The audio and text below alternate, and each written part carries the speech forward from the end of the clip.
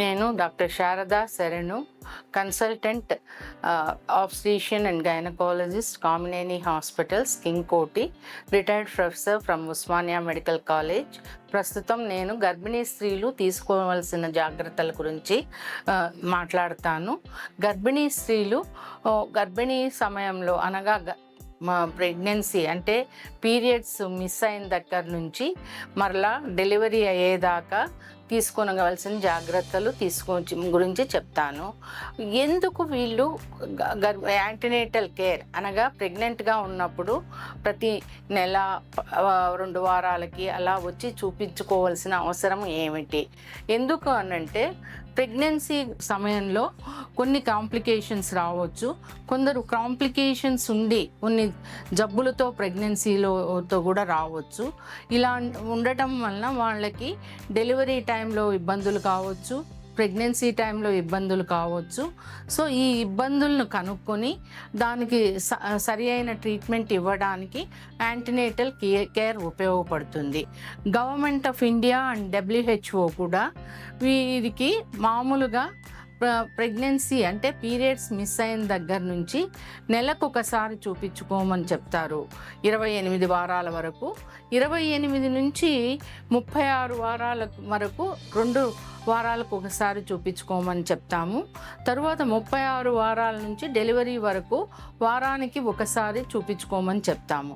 ఇన్నిసార్లు ఎందుకు చూపించుకోమని చెప్తాము అని అంటే ప్రెగ్నెన్సీ సమయంలో కొన్ని ప్రాబ్లమ్స్ రావచ్చు.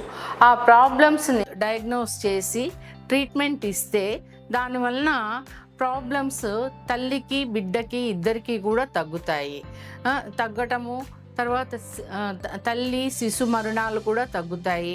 దానివలన వచ్చే కాంప్లికేషన్స్ కూడా తగ్గుతాయి. ఇందుకోసము ప్రతి గర్భిణీ స్త్రీని పీరియడ్ మిస్ అయిన వెంటనే అనగా నెలసరి ఆగిన వెంటనే వచ్చి హాస్పిటల్లో చూపించుకొని గర్భిణీ ఉందా లేదా కన్ఫర్మ్ చేసుకొని, అలాగే స్కాన్ పరీక్ష, ఇతర రక్త పరీక్షలు అన్నీ చేయించుకోమని చెప్తాము. సో ఈ యాంటీనేటల్ కేర్ వల్ల తల్లి బిడ్డ ఇద్దరు క్షేమంగా జన్మిస్తారు. అలాగే ఏదైనా ప్రాబ్లమ్స్ వచ్చినప్పుడు వెంటనే రికగ్నైజ్ చేయటం వలన ఇద్దరికీ ప్రాబ్లమ్స్ తగ్గుతాయి. తర్వాత శిశు మరణాలు తగ్గుతాయి, అలాగే తల్లి మరణాలు కూడా తగ్గుతాయి. మొదటిసారి పీరియడ్ మిస్ అయిన వెంటనే ఒకసారి వచ్చి హాస్పిటల్కి చూపించుకోవాలి. హాస్పిటల్లో వచ్చినప్పుడు డాక్టర్స్ ఆ పేషెంట్ యొక్క పూర్తి వివరాలు తీసుకొని ఏమి ప్రాబ్లం ఉంది, ఏదైనా హెల్త్ ప్రాబ్లమ్స్ ఉన్నాయా, ఇంతకుముందు ఇప్పుడు ఎలా ఉంది, ఒక్కొక్కసారి అర్లీ ప్రెగ్నెన్సీలో వాంతులు కావటము, ఒక్కొక్కసారి ఎక్కువసారి యూరిన్ పోవటము, ఇలాంటి ప్రాబ్లమ్స్ ఉంటాయి. ఎనీ ప్రాబ్లమ్స్ కంప్లైంట్స్ అడిగి తెలుసుకొని దానికి సరైన అవగాహన కల్పిస్తారు. అంటే హిస్టరీ, ఇంతకుముందు ఎంతమంది పిల్లలు ఉన్నారు, వాళ్ళ వయసులు ఎంత, వాళ్ళకి ఏమైనా ప్రాబ్లమ్స్ ఉన్నాయా, ఆ గర్భిణీ టైంలో ఏదైనా కాంప్లికేషన్స్ వచ్చాయా, ఇలాంటి అన్ని వివరాలు తెలుసుకుంటారు. అలాగే ఆ తల్లికి కానీ బిడ్డకు కానీ ఏమైనా ప్రాబ్లమ్స్ ఉన్నాయా పుట్టిన తర్వాత, తల్లికి బీపీ, బ్లడ్ ప్రెషర్, షుగర్ ఇలాంటి కాంప్లికేషన్స్ ఉన్నాయా, ఏదైనా మెడికల్ డిజార్డర్స్ ఉన్నాయా, థైరాయిడ్ కానీ ఇలాంటి ప్రాబ్లమ్స్ ఉన్నాయా అని కనుక్కుంటాము. తర్వాత ప్రాబ్లమ్స్ ఉంటే వీటికి ట్రీట్మెంట్ ఇచ్చి ఆప్టిమల్ పీరియడ్లోనే డెలివరీ అయ్యేట్లు చూస్తాము. తర్వాత ఫ్యామిలీలో కూడా ఏదైనా బీపీ, షుగర్, ట్విన్స్ ఇలాంటి థైరాయిడ్, క్యాన్సర్స్ ఏదైనా జబ్బులు ఉన్నాయా లేదా కూడా హిస్టరీలో అడిగి తెలుసుకుంటాము. తర్వాత హిస్టరీ తీసుకున్న తర్వాత వాళ్ళకి ఎగ్జామిన్ చేస్తాము. వాళ్ళ పరిస్థితి ఎలా ఉంది, బ్లడ్ ప్రెషర్ నార్మల్గా ఉందా, రక్తహీనత ఏమైనా ఉందా, ఎనీ హార్ట్ డిసీజెస్ కానీ, ఆస్మా, థైరాయిడ్ ఇలాంటి ప్రాబ్లమ్స్ ఏమన్నా ఉన్నాయా అని క్లినికల్ ఎగ్జామినేషన్ చేస్తాము.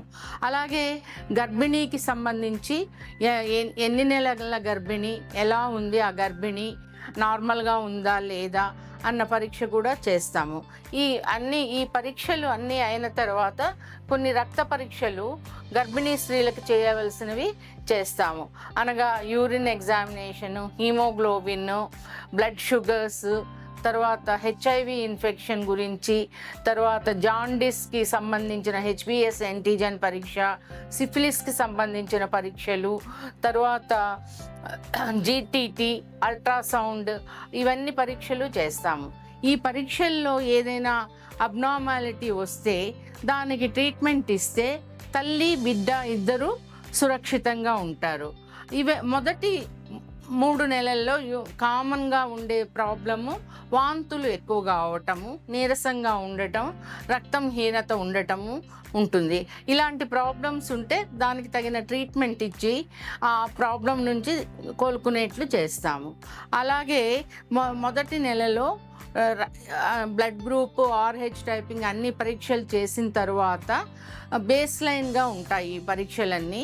ఆ తర్వాత మళ్ళా 20 వారాలప్పుడు మరలా పరీక్షలు చేస్తాము.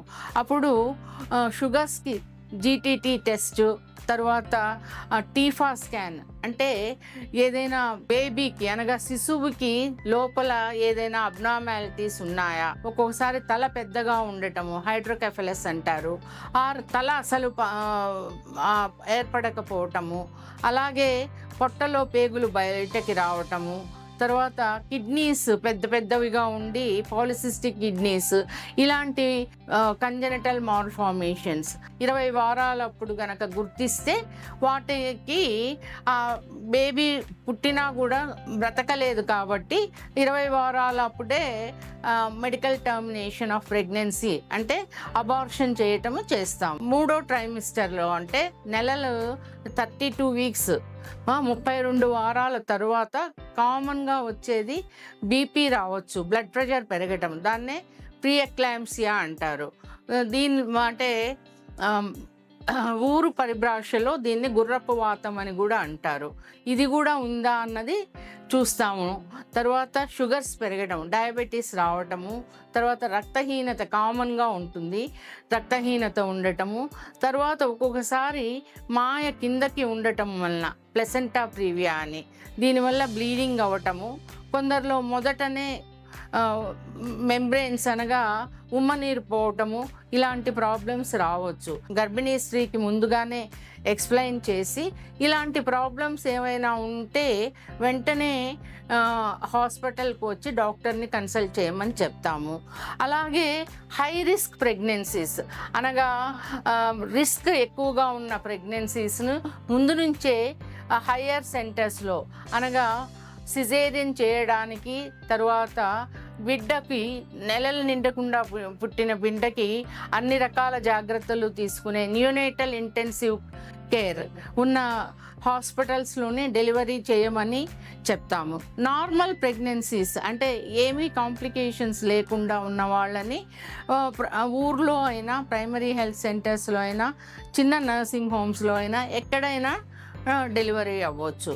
కానీ కాంప్లికేటెడ్ కేసెస్ అంటే హై రిస్క్ ఉన్న వాళ్ళని అనగా ముందు నుంచి బీపీ ఉండటం, షుగర్ ఉండటం, రక్తం లేకపోవటం, మాయ కిందకు ఉండటం, తర్వాత చిన్న వయసులో ప్రెగ్నెన్సీ రావటం, తర్వాత మరి 40 ఏళ్ల తర్వాత ప్రెగ్నెన్సీ రావటం, ఇలా ఇంతకుముందు సిజేరియన్ సెక్షన్ అయిన వాళ్ళకి, ఇలా ఏదైనా కాంప్లికేషన్స్ ఉన్నవాళ్ళు హయ్యర్ సెంటర్స్లో అనగా సిజేరియన్ చేయడానికి ఫెసిలిటీ ఉండాలి, రక్తం ఎక్కించడానికి అవసరమైతే రక్తం ఎక్కించడానికి ఫెసిలిటీ ఉండాలి, తర్వాత బేబీకి డెలివరీ అయిన తర్వాత బేబీకి జాగ్రత్త తీసుకోవడానికి కూడా ఫెసిలిటీ ఉన్న హాస్పిటల్స్లోనే డెలివరీ అవ్వవలసి ఉంటుంది.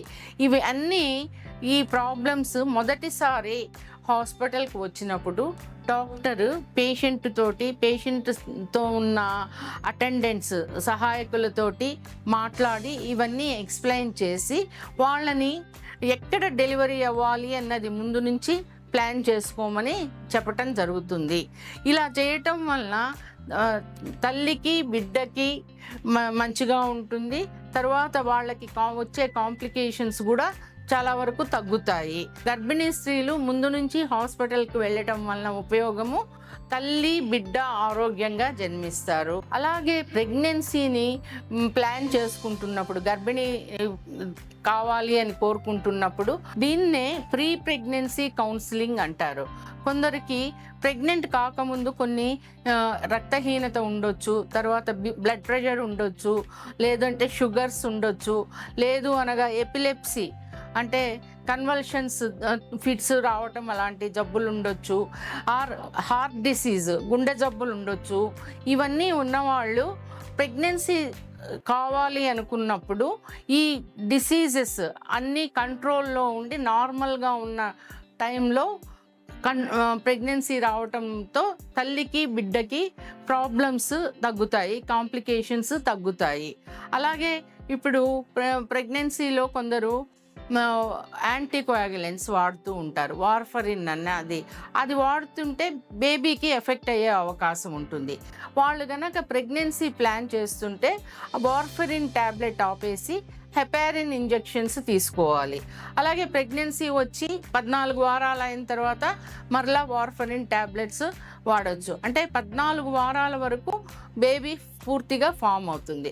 ఆ ఫామ్ అయిన తర్వాత హెపారిన్ ఇంజెక్షన్స్ తీసుకుంటే ప్రాబ్లం ఉండదు. అలాగే ఎపిలెప్సీకి కూడా కొన్ని మందులు వాడుతుంటారు. ఆ మందులు కూడా బిడ్డ మీద ప్రభావం చూపిస్తుంటుంది. అందుకని వాళ్ళు తక్కువ మందులు వాడే టైంలో ప్రెగ్నెన్సీ వచ్చేట్లు చూసుకోవాల్సి ఉంటుంది. కామన్గా ఎనీమిక్ అనేది ఇండియాలో కామన్ ప్రాబ్లం, రక్తహీనత. సో రక్తము 5 గ్రాములు 7 గ్రాములు అలా అంత తక్కువగా ఉన్నప్పుడు ప్రెగ్నెన్సీ వస్తే వాళ్ళకి కాంప్లికేషన్స్, తల్లికి బిడ్డకి ఇద్దరికి కూడా కాంప్లికేషన్స్ ఎక్కువ ఉంటాయి. ఆ టైంలో వాళ్ళు ప్రెగ్నెన్సీ తాలిస్తే ఒక్కోసారి అబార్షన్స్ అవ్వటము, తర్వాత బిడ్డకి అవకతవకలు ఏర్పడటము, బిడ్డ పుట్టిన తర్వాత వేడవకపోవటం, ఇలాంటి ప్రాబ్లమ్స్ అన్నీ ఉంటాయి. అందుకని వాళ్ళకి ప్రెగ్నెన్సీ రాకముందే హీమోగ్లోబిన్ మినిమం 11 గ్రామ్స్ 11% ఉండేట్లు చూసుకోవాల్సి ఉంటుంది. అలాగే హార్ట్ డిసీజ్ ఉన్నా కూడా దానికి తగిన మందులు వాడి గ్రేడ్ 1 స్టేజ్లో ఉండేట్లు చూసుకొని ప్రెగ్నెన్సీ రావటం మంచిది.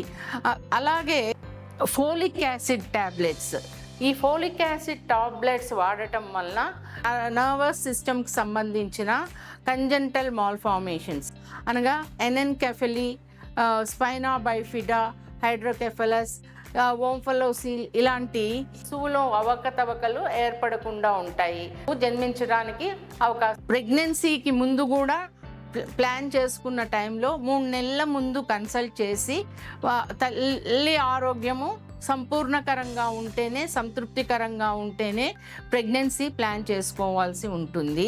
అలాగే 3 months ముందు నుంచి కూడా ఫోలిక్ యాసిడ్ ట్యాబ్లెట్స్ రెగ్యులర్గా వాడటము తల్లి బిడ్డల ఆరోగ్యానికి మంచిది.